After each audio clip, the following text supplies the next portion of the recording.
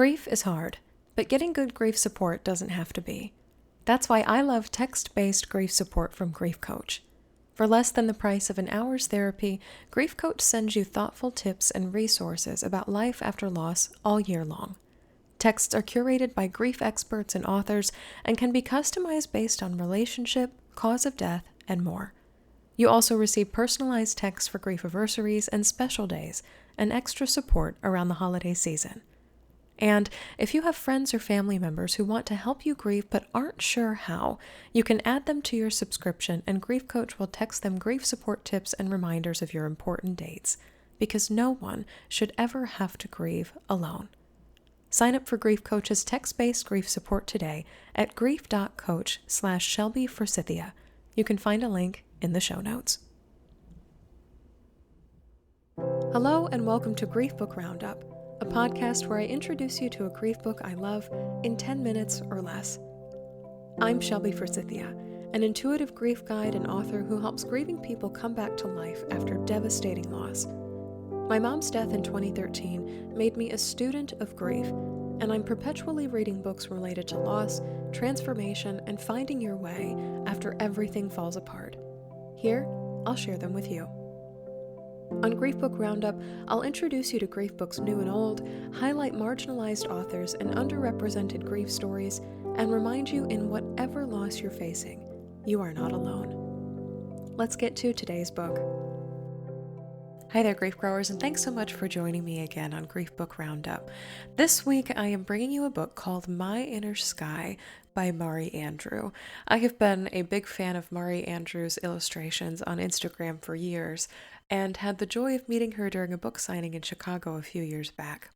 Her first book, called Am I There Yet?, is a meaningful illustrated essay collection about finding her place in the world in her 20s. But this book, her second book, My Inner Sky, is a powerful look at life's days, nights, and as the cover states, all the times in between. Mari Andrew truly excels at writing about the complexity and multi-layeredness of life and how so often multiple things, multiple emotions are happening all together side by side. Her words have always made me laugh with their relatability, but cry also with their ability to take me from a cave of despair into a vast sky of marvel and appreciation. If I have to pick 3 words to describe this book, they would be honest, poignant, and encouraging.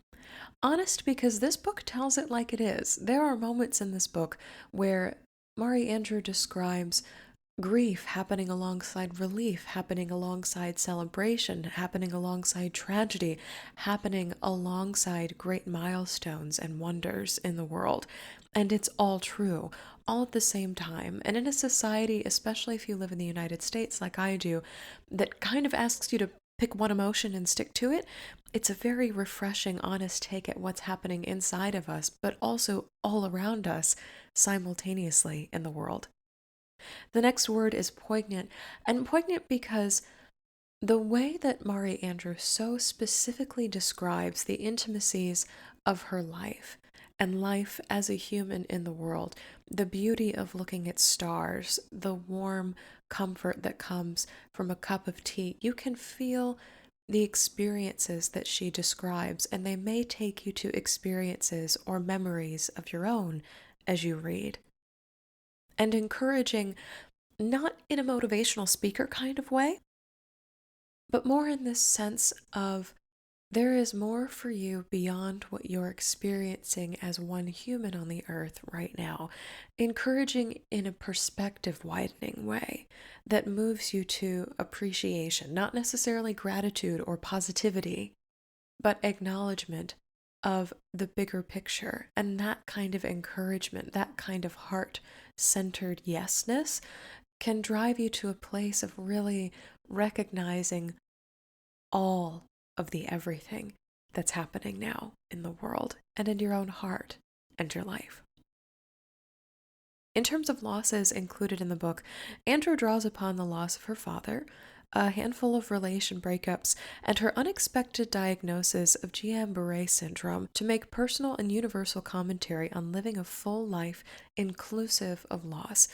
My inner sky contains a wide collection of losses, including loss of self and identity, loss of physical ability, loss of home, loss of hope, loss of certainty, loss of connection, and the seemingly paradoxical losses that occur when good things happen.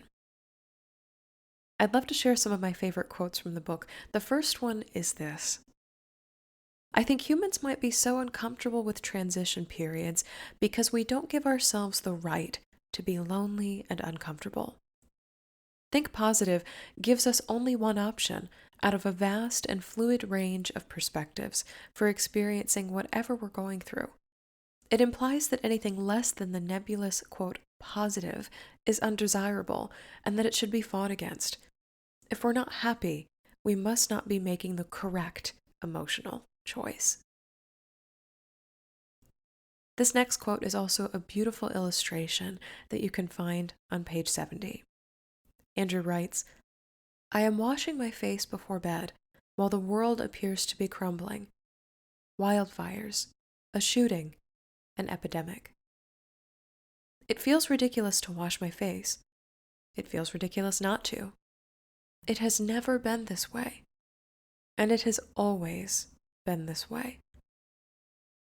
Someone has always clinked the cocktail glass in one hemisphere, while someone loses a home in another, while someone falls in love in the same apartment building where someone grieves.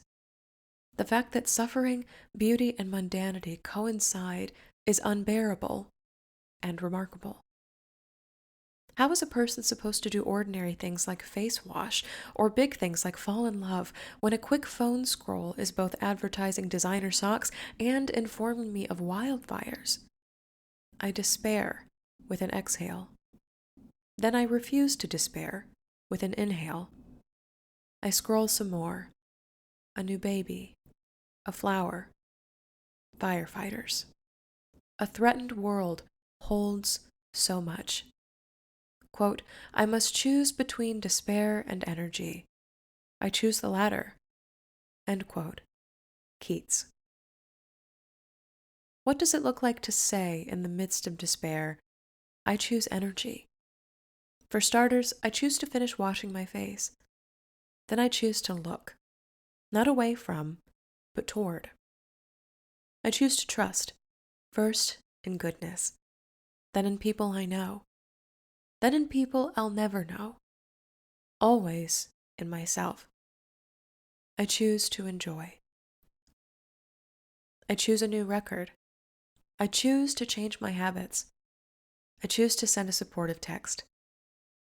I choose to show up at a birthday party because grief and celebration often happen in the same night. So, grief growers, if you're looking for a book that acknowledges the pain inside the joy, or the joy inside the pain, or the fact that so many things can occur in between both of these emotional extremes, then My Inner Sky is a book for you. Thank you so much for joining me today on Grief Book Roundup. You can find a link to buy today's book in the show notes for this episode. If you'd like to submit a grief book for the show or buy one of my books on grief, visit shelbyforsythia.com. You can follow me on social media at shelbyforsythia on Facebook and Instagram.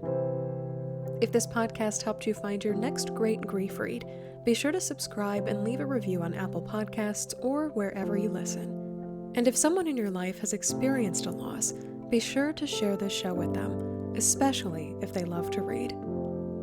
I'm able to purchase grief books and keep this podcast on the air thanks to my amazing Patreon supporters. If you'd like to support Grief Book Roundup on Patreon through a yearly or monthly pledge and access live grief support calls and workshops hosted by yours truly, visit patreon.com/shelbyforsythia. Music for Grief Book Roundup is performed by Owen Phillips. Until next time, I see you. I am so proud of you and the work that you're doing in the world. And I love you.